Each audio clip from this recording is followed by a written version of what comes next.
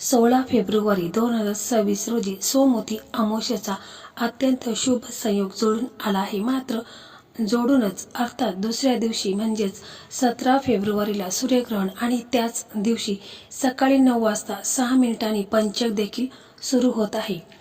म्हणजे ज्योतिषशास्त्रानुसार जेव्हा अमावस्येसोबत ग्रहण तसेच पंचकाचा काळ असतो तेव्हा काही गोष्टींची विशेष काळजी घेणे आवश्यक असते. या दिवशी केलेल्या छोट्या छोट्या चुका देखील मानसिक आणि आर्थिक त्रासाला कारणीभूत ठरू शकते. तर सोमवती अमावस्या 2026 सोमवती अमावस्येला ग्रहणाची भयंकर सावट आहे. या काळात काय करावे आणि काय टाळावे तर हे थोडक्यात माहिती आपण जाणून घेणार आहोत. त्यापूर्वी चॅनलवरती तुम्ही नवीन असाल तर चॅनलला सबस्क्राईब करा. व्हिडिओ पाहत असताना व्हिडिओला लाईक करा. त्याचप्रमाणे श्री स्वामी समर्थ अशी कमेंट करा. तर सोमवती अमावस्या ही पितृदोषातून मुक्ती मिळवण्यासाठी आणि शुभफळ प्राप्त करण्यासाठी सर्वोत्तम मानली जाते. परंतु यंदा 16 फेब्रुवारीला जोडूनच ग्रहण तसेच पंचक सुरू होत असल्याने काही विशिष्ट कामे करणे वर्ज्य मानली जातात. त्यामुळे या दुहेरी योगाच्या दिवशी सावधानता बाळगणे अत्यंत गरजेचे आहे. सोमवारी येणाऱ्या अमावस्येला सोमवती अमावस्या म्हणतात. या दिवशी विवाहित महिला आपल्या पतीच्या दीर्घ आयुष्यासाठी प्रार्थना करतात. तसेच देवी पार्वती आणि शिव यांची पूजा देखील केली जाते. कधी आहे सोमवती अमावस्या हे देखील आपण थोडक्यात लगेच जाणून घेऊ. पंचांगणानुसार अमावस्या तिथी 16 फेब्रुवारी म्हणजेच सोमवारी संध्याकाळी 5:35 सुरू होईल. ही तिथी दुसऱ्या दिवशी म्हणजेच 17 फेब्रुवारी मंगळवारी संध्याकाळी 5:31 संपेल. सूर्यास्तापूर्वी सोमवारच्या दिवशी अमावस्या तिथी अस्तित्वात असल्यामुळे 16 फेब्रुवारीला सोमवारी अमावस्या व्रत ठेवणे हे देखील नियमात बसत आहे. तसेच शास्त्रानुसार योग्य देखील ठरेल. मंगळवार सुद्धा अमावस्या तिथी व्याप्त राहिल्यामुळे सोमवारी अमावस्या होईल. शास्त्रानुसार सूर्यास्तापूर्वी एक क्षणही सोमवारचा समावेश असेल तर ती सोमवारी अमावस्या मानली जाईल. तर सोमवती अमावस्या ही सोमवारीच असणार आहे. या दिवशी ब्रह्म मुहूर्तावर उठून गंगा किंवा इतर पवित्र नदीमध्ये स्नान करावे. नदी उपलब्ध नसल्यास घरी आंघोळीच्या पाण्यामध्ये गंगाजल टाकायचं आहे आणि आंघोळ करून घ्यायची आहे. स्नानानंतर सूर्यदेवाला अर्पण करायचं आहे. गायत्री मंत्राचा जप करायचा आहे. भगवान शिव आणि माता पार्वतीची विधिवत पूजा करायची व लिंगावर गंगाजल, बिल्वपत्र, दूध, दही, मध आणि खडीसाखर अर्पण करावे. ओम नमः शिवाय किंवा ओम गौरी शंकराय नमः याचा 108 वेळा जप करायचा आहे. तसेच या दिवशी आपल्या घराची देखील स्वच्छता करायची आहे. घरामध्ये जे काही जाळे जाळमाटे असतील ते काढायचे आहे. घरामध्ये आपल्या स्वच्छता ठेवायची आहे. लादी पुसावे. त्या पाण्यामध्ये थोडेसे खडे मीठ टाकायचं आहे.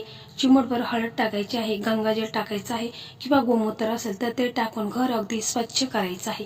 यामुळे घरामध्ये जी काही नकारात्मकता आहे, निगेटिव्ह आहे, जी काही लोकांची वाईट नजर आहे तर ती पूर्णपणे नाहीशी करण्यासाठी हा दिवस एकदम योग्य आहे. आणि म्हणून अमावस्येच्या दिवशी आपण घर स्वच्छ ठेवायचं आहे. त्याचप्रमाणे आपला किचन वाटा आहे, गॅसची शेगडी आहे, तिची देखील पूजा करायची आहे. ती स्वच्छ करून त्याच्यावरती हळद आणि कुंकवाच्या साह्याने एक स्वस्तिक चिन्ह काढायचं आहे. त्याचप्रमाणे आपल्या घरामध्ये जे काही गाड्या असतील म्हणजे 4 व्हीलर असू द्या किंवा 2 व्हीलर असू द्या तर या दिवशी देखील नारळाचा उतारा करून टाकायचा आहे. म्हणजे गाड्या स्वच्छ धुवून घ्यायच्या आहेत. आणि मग एक नारळ आहे तर तो एका गाडीसाठी वापरायचा आहे आणि नारळाचा उतारा करायचा आहे. श्री स्वामी समर्थ असं 11 वेळा म्हणायचं आहे आणि प्रत्येक गाडीवरून एक नारळ उतरून टाकायचा आहे. तर सोमवती अमावस्या ही पितृदोषातून मुक्ती मिळवण्यासाठी आणि शुभ फळ प्राप्त करण्यासाठी सर्वोत्तम मानली आहे. आणि या दिवशी आपण पिंपळाच्या झाडाची पूजा करायची आहे. तिथे एक आपल्याला दिवा लावायचा आहे. यामुळे आपले पितृ आहेत तर ते तृप्त होतात आणि आपल्याला आशीर्वाद त्यांचा मिळत असतो. म्हणून पिंपळाची झाडाची पूजा करायची, प्रदक्षिणा मारायच्या आहेत. शक्य असेल तर या दिवशी बघा पिंपळाचं झाड असेल तर पिंपळाच्या झाडाला पाणी अर्पण करायचं आहे. संध्याकाळी तिथे एक दिवा लावायचा आहे. आपले पितृ आहेत तर ते संतुष्ट होतात आणि त्यांचा आशीर्वाद आपल्याला मिळतो. त्याचप्रमाणे 16 फेब्रुवारीला जोडून ग्रहण तसेच पंचक सुरू होत असल्याने काही विशिष्ट कामे करणे वर्ज्य मानली जातात. त्यामुळे या दुहेरी योगाच्या दिवशी सावधानता बाळगणे अत्यंत गरजेचं आहे. तर आपण अशी काही आपल्याकडनं चुका होत गेल्या किंवा आपण काही गोष्टी जर टाळल्या नाही तर याचे गंभीर परिणाम आपल्याला पाहायला मिळतील. त्याचा आपल्याला त्रास होईल. म्हणून आपण आपल्याकडनं काही चुक्या होत असतील तर त्या आपण या दिवशी टाळायच्या आहेत. अशी कोणती कामे वर्ज्य करायची आहेत ते आपण थोडक्यात पाहूया. तर अमावस्येला चंद्र क्षीण असतो, ज्यामुळे मानसिक अवस्था जाणवू शकते. अशातच पंचकाचा प्रभाव सुरू झाल्यावर कोणाची वाद घालू नका. चिडचिड केल्याने तुमच्या कामात अडथळे येऊ शकतात. कोणाकडूनही कर्ज घेणे किंवा देणे टाळायचे आहे.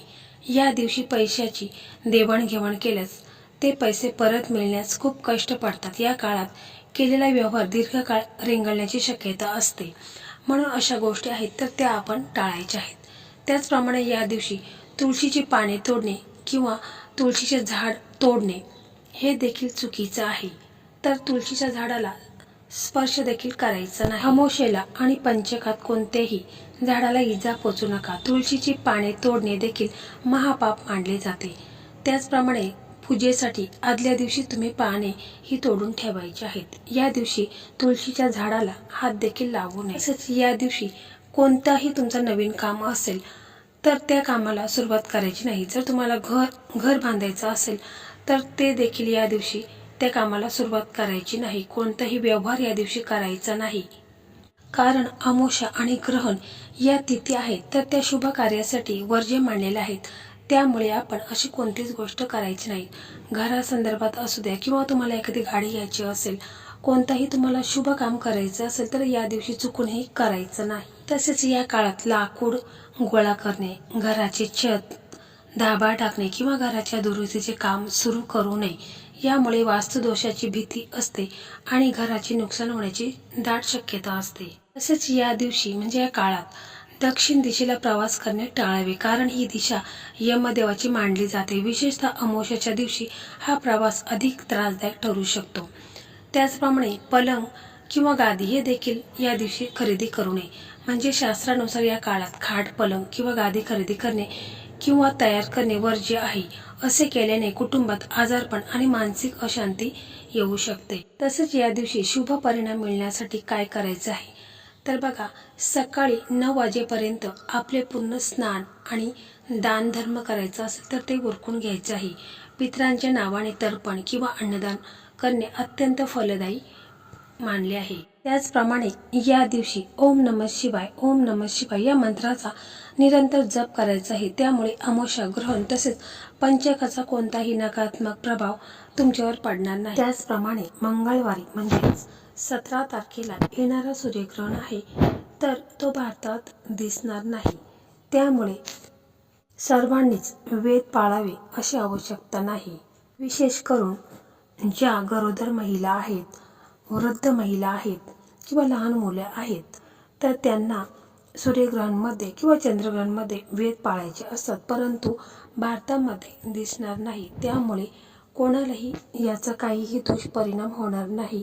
त्याचप्रमाणे अमावस्या ही खूपच महत्त्वाची आहे आणि ह्या अमावस्येच्या दरम्यान आपल्याकडनं न कळत काही चुक्या होतात तर ह्या टाळायच्या आहेत. त्यामुळे अमावस्येचा आपल्याला कोणताही दुष्परिणाम पाहायला मिळणार नाही. त्याचप्रमाणे सर्वात महत्त्वाचा म्हणजे अमावस्येच्या दिवशी आपल्याला कोणीही कितीही आपल्या जवळची व्यक्ती असू दे आणि तिने आपल्याला काही खायला दिलं, उदाहरणार्थ पांढरी मिठाई, तर ती चुकूनही आपण खायची नाही.